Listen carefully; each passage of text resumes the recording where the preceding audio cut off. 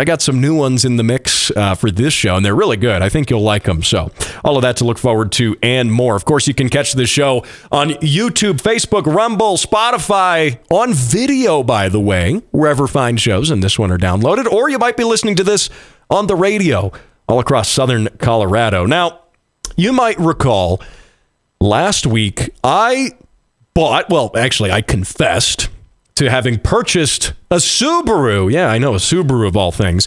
But I had a really good deal on a brand new 2024 WRX certified pre-owned with 700 miles. And I got a stellar deal on it. And I am happy to report that after a week, the car has not exploded. In fact, the head gaskets, knock on wood, appear to be intact even, which I know that's not a very high bar to set, but coming from previous Subaru ownership, that is the bar I have previously set. In fact, the last Subaru I bought blew the head gaskets within a week. So now, was it my fault? Did I blow the head gaskets? Was it the previous owner? I don't know. All I know is the car started vaping, and the car is not supposed to be vaping. That's supposed to be, at least if we're talking about Subaru drivers, yes, the driver is supposed to vape, not the car.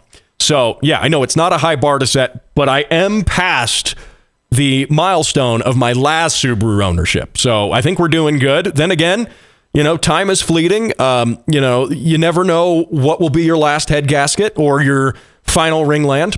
You never know when you own a Subaru. So we will see.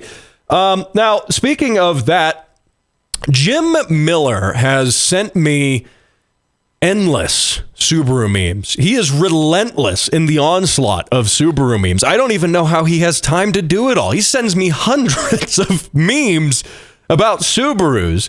And how is he having time to do this when he's running for city council in District 5 here in Colorado Springs? I quite frankly don't know. But in case you missed the show a couple of weeks ago, Jim Miller is on the ballot in District 5 for Colorado Springs. I'm not in District 5. But I would, if I was in District 5, I would vote for Jim Miller. He's the only candidate on the ballot who is a car guy, who respects your private property rights and your ability to work on cars and enjoy your hobby, among many, many other things. But he has a great stance when it comes to cars. Now, you may not know this if you're just listening on the podcast, if you're online only, or maybe even on the radio. There is a law.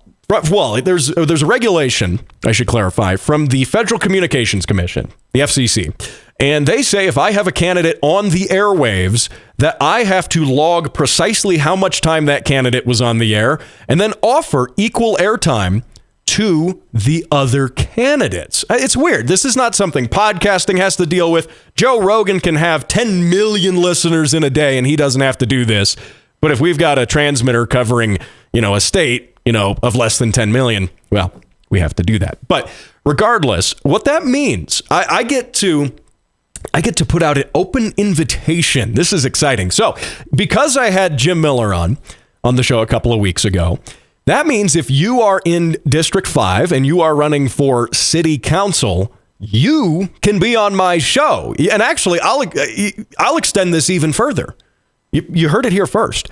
Any city council candidate, whether you're in District 5 or not, I will invite onto my show under one condition, which is that we must talk about cars. I talked about cars with Jim Miller. We didn't talk about any other policy things. Only if there was anything policy related, it was related to cars. So if you are running for city council and you would like to come on my show and talk about cars,